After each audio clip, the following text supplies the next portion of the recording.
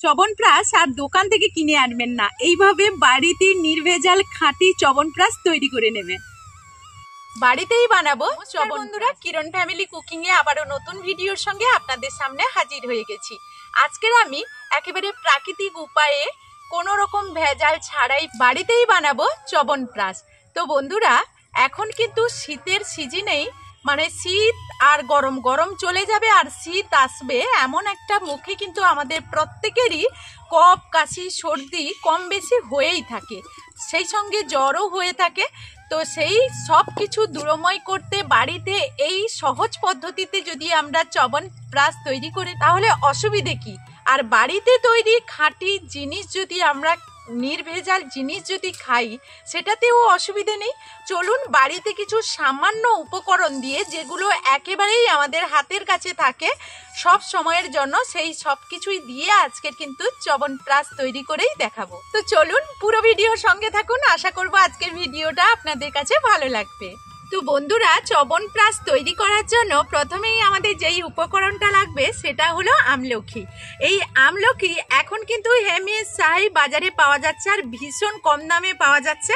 আর এটা এইভাবে সারা বছর যখন খুশি তখন সর্দি কফ কাশি জ্বর আসার আগের মুহূর্তে আমরা কিছুটা হলেও অনুভব করি, সেই থেকেই আমরা খাওয়া শুরু করলে অনেকটাই আমরা স্বস্তি পাবো।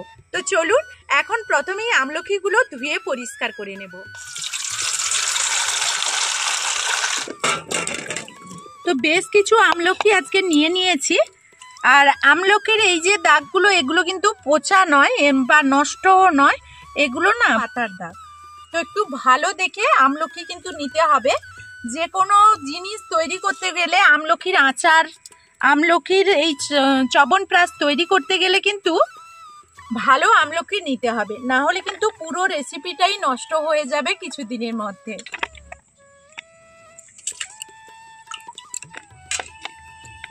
তো আমলকিটাকে ভাপিয়ে নেওয়ার জন্য আমি কিন্তু এরকম ছিদ্রযুক্ত বাসন নিয়ে নিয়েছি। আপনারা কিন্তু চাইলে প্রেসার কুকারেও এটা তো করে নিতে পারেন। তো চলুন এখন এইগুলো রেডি করে নিই।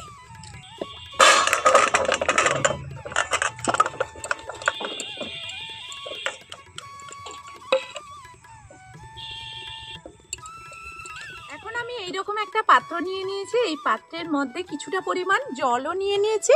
জলটাকে খুব ভালোভাবে গরম করে তার উপরে এইভাবে আমি বাসনটাকে দিয়ে দেব, দিয়ে এখানে ঢাকনা দিয়ে এটা খুব ভালোভাবে আমি ভাপি। এখন আমি এর উপরে এইভাবে ঢাকনা দিয়ে দিচ্ছি।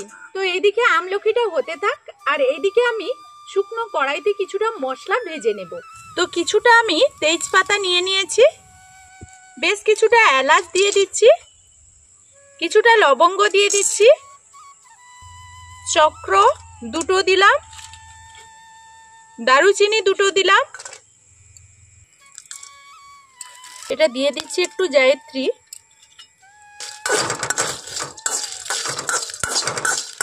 2 চামচ মৌরি দিয়ে দিচ্ছি। এটা এখন খুব ভালো করে ভেজে নিয়েছি, এখন আমি এটাকে নামিয়ে নেব।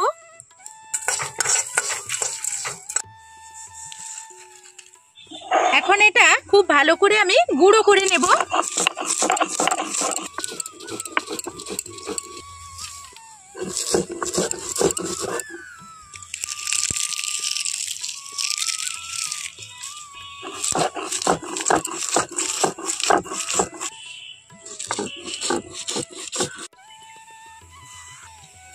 এখন আমার মশলাটা এদিকে হয়ে গেছে, এইদিকে আমার আমলকিটা হয়েছে কিনা দেখে নেব। তো বন্ধুরা দেখুন, আমলকিগুলো আমার হয়ে গেছে, এইরকম পিস পিস হয়ে কিন্তু একেবারে ছেড়ে গেছে, খুব সুন্দরভাবে সুসিদ্ধ হয়ে গেছে। এখন আমি এটাকে নামিয়ে ঠান্ডা করে নেব। এইদিকে আমি বেশ কিছুটা তুলসী পাতা আর নিয়ে নিচ্ছি আদা, এইগুলোকে জলে আমি খুব ভালো করে পরিষ্কার করে নেব। কিছুটা খেজুর আমি আগে থেকেই জলে ভিজিয়ে রেখেছি, এই খেজুরের বীজটা ফেলে দিয়ে আমি খেজুরটাকে নিয়ে নেব।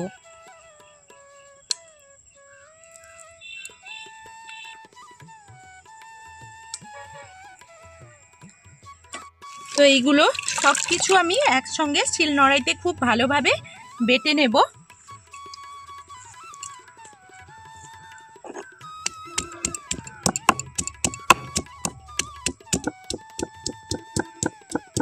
আর এইদিকে ধাত্রীগুলো এরকম পিস পিস হয়ে এইভাবে বেরিয়ে যাবে পিস পিস, আর এই বীজটাকে আমরা এইভাবে ফেলে দেব।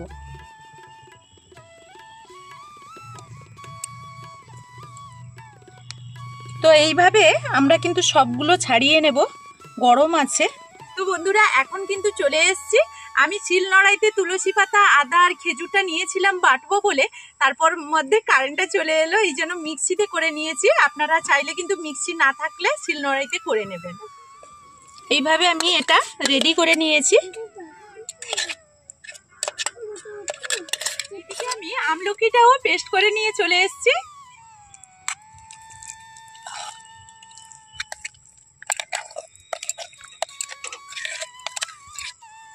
এখন আমি গ্যাসটা অন করে কড়াইটা বসিয়ে দিয়েছি। এখন কড়াইয়ের মধ্যে দিয়ে দেব পরিমাণ মতো ঘি।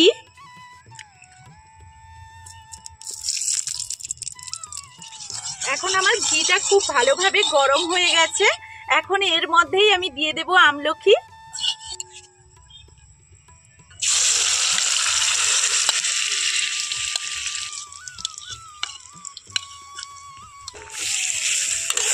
এটাকে খুব ভালোভাবে একটু নাড়াচাড়া করে নেব, আর এর আঁচটাকে কিন্তু মিডিয়াম রাখতে হবে, আর এটা প্রথম থেকে শেষ পর্যন্ত কিন্তু অনবরত নাড়াচাড়া করতে হবে।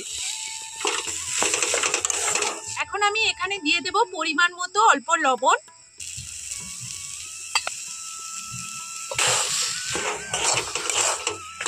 এখন বেশ কিছু সময় ধরে নাড়াচাড়া করার পর কিন্তু আমলকিটা কিন্তু দেখুন অনেকটাই টান টান হয়ে গেছে, মানে এর জলটা অনেকটাই শুকিয়ে গেছে। কতটা শুকিয়ে গেছে জলটা। এখন আমি এখানে দিয়ে দিচ্ছি যে তুলসী পাতা, আদা আর খেজুরটা পেস্ট করে রেখেছিলাম, সেটা এখন দিয়ে দিচ্ছি। এখন খুব ভালোভাবে এটাকে এরকম মিশিয়ে নেব, আর অনবরত কিন্তু নাড়াচাড়া করতে হবে, প্রথমেই আপনাদেরকে বলেছি। তো এখন আমি 1 মিনিট মতো নাড়াচাড়া করে নিয়েছি। এখন এর মধ্যে দিয়ে দিচ্ছি গুড়। আর বন্ধুরা এটা কিন্তু বাজারে একেবারে নতুন এখন খেজুরের গুড় উঠে গেছে, সেই খেজুরের গুড় দিয়েই আমি করছি। আপনাদের কাছে এই খেজুরের গুড় না থাকলে তারা কিন্তু বাতাসা কিংবা তাল মিছরি দিয়েও করতে পারবেন, এমনি মিছরি, চিনি এইগুলো দিয়েও করতে পারবেন। আর এখানে আমি পরিমাণ মতো গুড়টা দিয়ে দিচ্ছি। তো এখন এইটা ভালো করে মিক্সড করে নেব। আর আমি একটু বেশি পরিমাণ করছি, কারণ এটা অনেক দিন পর্যন্ত রেখেও খাওয়া যাবে, এই জন্য একটু বেশি পরিমাণ করে নিচ্ছি। আর শীতকাল মরশুম যদি এইভাবে আমরা এই চ্যবনপ্রাশটা খাই, তাহলে কফ, কাশি, জ্বর এইগুলো থেকে আমরা অনেকটাই নিরাময় থাকবো। আর এখন দেখুন গুড়টা দেওয়ার সঙ্গে সঙ্গে অনেকটাই কিন্তু জল জল হয়ে গেছে। আবারও আমি বেশ কিছু সময় এইভাবে নাড়াচাড়া করে নেব। এখন 10 মিনিট মতো হালকা আছে খুব ভালো করে আমি অনবরত নাড়াচাড়া করে, এখন দেখুন কতটা এর জলটা টেনে গেছে আর কতটা শক্ত হয়ে গেছে। এই অবস্থাতে আমি কিছুটা যেই মশলাটা তৈরি করে রেখেছিলাম, এই মশলাটা এটা কিছুটা এখানে দিয়ে দেব, পুরোপুরি এখন দেব না। তো আমি এখানে যতটা পরিমাণ করেছি সেই পরিমাণ অনুযায়ী আমি 2 চামচ মতো এখানে মশলাটা দিয়ে দিলাম।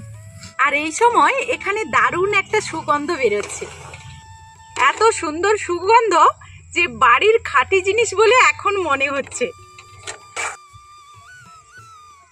তো এবার কিন্তু এটাকে আর বেশিক্ষণ এটা তৈরি করতে লাগবে না, প্রায়ই হয়ে গেছে। আর কোনো কিছু এখানে দেওয়ার প্রয়োজন নেই, শুধুমাত্র শেষমেশ আর একটা উপকরণ দিয়ে এটা নামিয়ে নেব। তো এবার কিন্তু এটাকে আর বেশিক্ষণ এটা তৈরি করতে লাগবে না, প্রায়ই হয়ে গেছে। আর কোনো কিছু এখানে দেওয়ার প্রয়োজন নেই, শুধুমাত্র শেষমেশ আর একটা উপকরণ দিয়ে এটা নামিয়ে নেব। এখন আমি এখানে শেষমেশ কিছুটা মধু দিয়ে দিচ্ছি, মধুটা দিয়ে একটু নাড়াচাড়া করে নামিয়ে নেব। এখন গ্যাসটাকে বন্ধ করে দিয়েছি, বন্ধ করে তারপর মধুটা দিলাম।